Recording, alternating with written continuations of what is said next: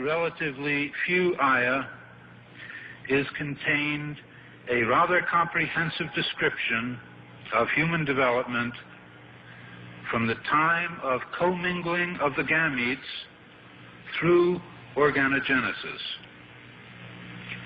No such distinct and complete record of human development, such as classification, terminology, and description, existed previously.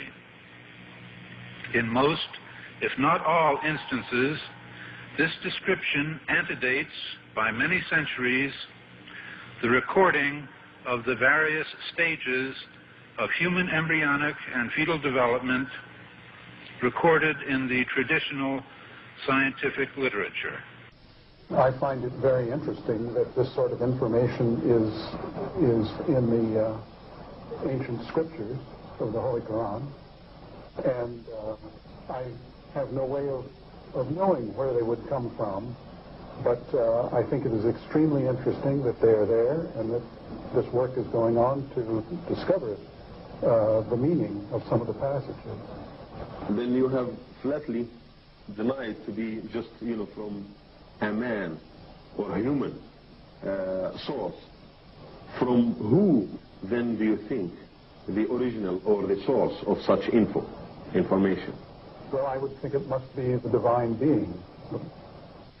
In substance, the Quran describes not only the development of external form, but emphasizes also the internal stages, the stages inside the embryo of its creation and development, emphasizing major events recognized by contemporary science. Thank you for your attention. Go ahead. As a scientist, I can only deal with things which I can specifically see. I can understand embryology and developmental biology. I can understand the words that are translated to me from the Quran. As I gave the example before, if I were to transpose myself into that era, knowing what I do today and describing things, I could not describe the things which were described. I see no reason, I see no evidence for the fact to refute the concept that this individual, Muhammad, had to be developing this information from someplace. So I see nothing here in conflict with the concept that divine intervention was involved in what he was able to write. Actually, I'm very much impressed by finding true astronomical facts in Quran. And for us, the modern astronomers have been studying very small fields of the universe. We concentrated our efforts for understanding of very small parts, because by using telescope we can see only a very few parts of the sky without thinking whole the universe. So by reading Quran and by answering to your questions, I think I can find my future way for investigation of the universe. Well, thinking of many of these questions and thinking where Muhammad came from, he was after all a Bedouin. I think it is almost impossible that he could have known about things like the common origin of the universe, because scientists have only found out within the last few years. It's very complicated and advanced technological methods.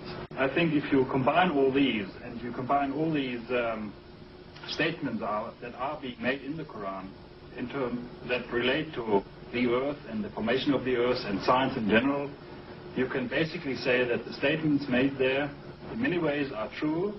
They can now be confirmed by scientific methods, and in a way you can say that the Quran is the simple science textbook for the simple man, and that many of the statements made in there at that time could not be proven, but that modern scientific methods are now in a position to prove what Muhammad said 1400 years ago.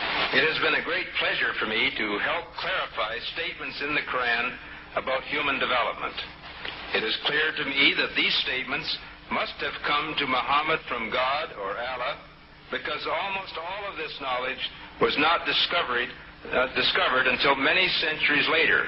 This proves to me that Muhammad must have been a messenger of God or Allah. Because the staging of human embryos is complex, owing to the continuous process of change during development, it is proposed that a new system of classification could be developed using the terms mentioned in the Quran and the Sunnah. The proposed system is simple, comprehensive, and conforms with present embryological knowledge. Intensive studies of the Quran and Hadith in the last 4 years have revealed a system for classifying human embryos that is amazing, since it was recorded in the 7th century A.D. As far as it is known from the history of embryology, little was known about the staging and classification of human embryos until the 20th century. For this reason, the descriptions of the human embryo in the Quran cannot be based on scientific knowledge in the 7th century. The only reasonable conclusion is that these descriptions were revealed to Muhammad from God. He could not have known such details because he was an illiterate man with absolutely no scientific. The way it was explained to me is that Muhammad was a very ordinary man. He couldn't have read, didn't know to write. In fact, he was illiterate. And we're talking about 1,200 years ago. You have someone, an illiterate person, making profound pronouncements and statements that are amazingly accurate of a scientific nature. And I personally can't see how this could be a mere chance. There are too many accuracies. And like Dr. Moore, I have no difficulty in my mind reconciling that this is a divine inspiration or revelation which led him to these statements. So that the two hadiths that have been noted furnish us with a specific timetable for the main embryological development before 40 days. Again, the point has been made, I think, repeatedly by the speakers this morning. These hadiths could not have been obtained on the basis of the scientific knowledge that was available at the time of their writing, and hence could support the hadiths reflecting the knowledge of God. Thank you very much. It follows, I think, that not only is there no conflict between genetics and religion, but in fact religion guides science by adding revelation to some of the traditional scientific approaches. That there exist statements in the Quran shown centuries later to be valid would support knowledge in the Quran having been derived from God. Thank you very much.